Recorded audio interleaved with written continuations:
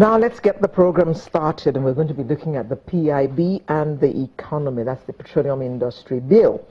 The economic crisis in Nigeria is Nigeria's biggest headache today, and you know why that is so. Production has gone down because of activities in the Niger Delta, and oil prices crashed way, way below what we had seen in the last, 10 years? So Nigeria has found itself in the doldrums. But this week, the Senate commenced a 2-day public hearing on the Petroleum Industry Governance Bill, otherwise known as the PIB, after it passed second reading in November. By this, the Petroleum Industry Governance legislation, which was stalled in successive assemblies, has reached its furthest in 16 years. It's my pleasure to welcome in our studio in Lagos this morning Mr. Alex Nenyi, who's an oil and gas consultant. Good morning. Morning, thank you. As well as an oil and gas analyst, Mr. Zaka Bala. Thank you. Both in Lagos, and joining us from Abuja is another oil and gas consultant, Mr. Henry Adigo.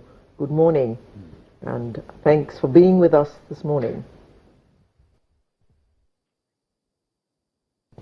Good morning. Thank you very much. Thank you. Right. So this bill establishes the process for breaking the NNPC into 2 commercial entities which will be limited by shares. The 2 entities will be known as the National Petroleum Company, the NPC, and the National Assets Management Company, NAMC. Let me begin with you, Mr. Nenyi. What are your thoughts about this particular part of the bill, the breaking up of the NNPC? Well, I think it's a good idea because you can't run business differently. First and foremost, the way the NNPC has been structured as a government organization does not create room for efficiency. Instead, it creates room for the looting that has been happening. Because if it is a limited liability company where people have shares, there's going to be some strong controls. So you do a business, you keep putting in money there, and nobody is checking what comes out of it. So it's open-ended. First, if you look at the pension scheme, because it's government distinct, pension scheme, anything goes. Where in the world do you retire from an organization and earn 100% or more than 100% of what you're earning? Who is going to pay? Who will pay that bill? There's no way it happens. But because it's a government organization, a lot of things went under. So with what they want to do now, there's going to be proper accountability. Mr. Nenyi, you say it's because it's a government organization, but there are other government organizations, and this doesn't happen in those organizations, does it? It doesn't happen because the leadership there were selfish. They wanted to satisfy themselves. They came up with it, and they run it. And who approved it? Still the same people. So what I'm saying is that's just one small aspect.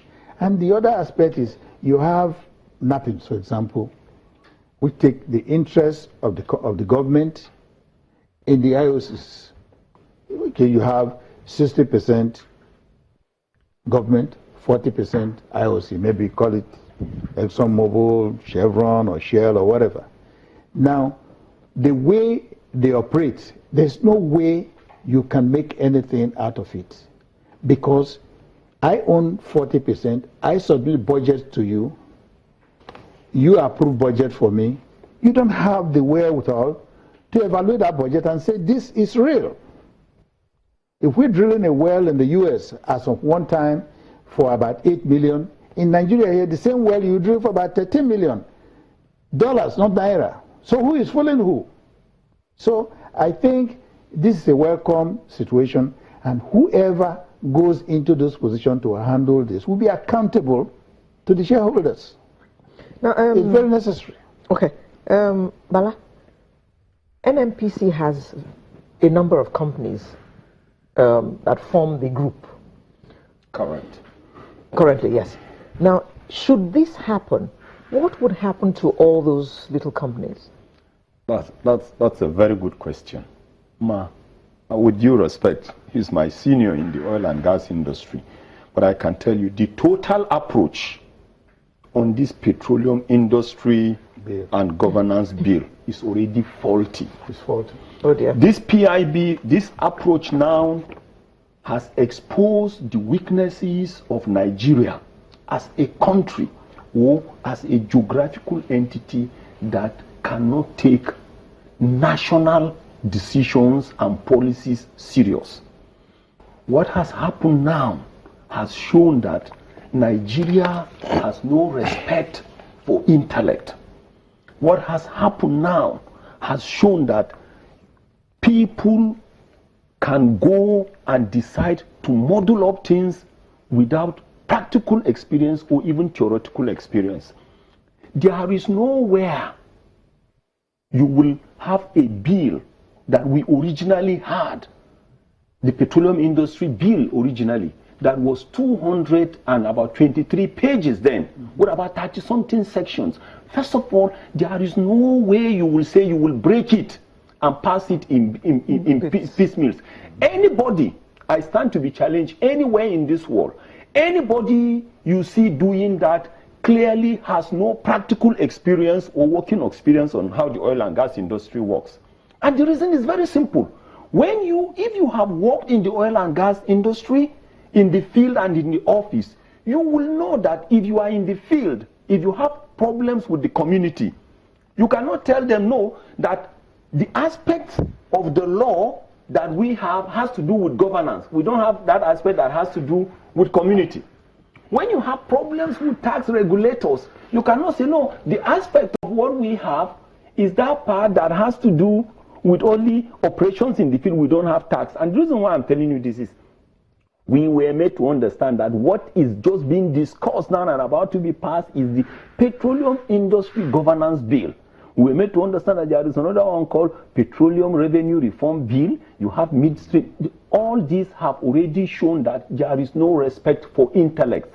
Because in those days, let me tell you, when this idea was conceived, you see oil and gas engineers, oil and gas accountants, oil and gas lawyers, oil and gas environmentalists, all reading the 223-page document, waiting to be congregated to carry out analysis.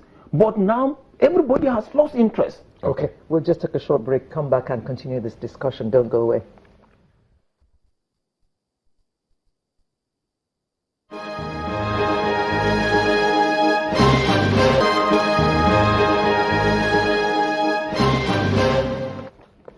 Welcome back. We're discussing the petroleum industry bill and the economy. But let's nip over to Abuja and bring in Henry Adigun, an oil governance consultant. Henry, the conversation so far paints a picture of a very dark situation in terms of legislation for the petroleum industry in Nigeria. But what's your take?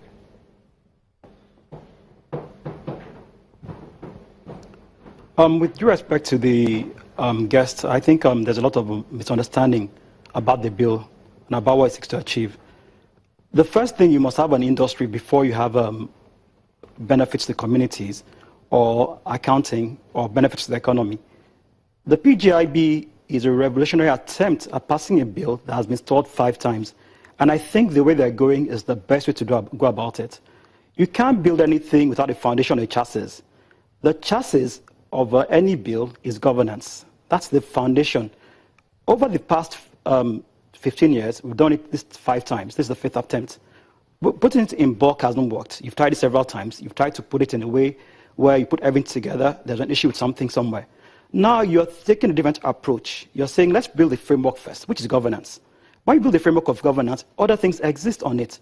Now, what the guest seems to think is that because the PGIB is being discussed, the existing bill does not exist. The bill already governing communities, covering taxation, still exists.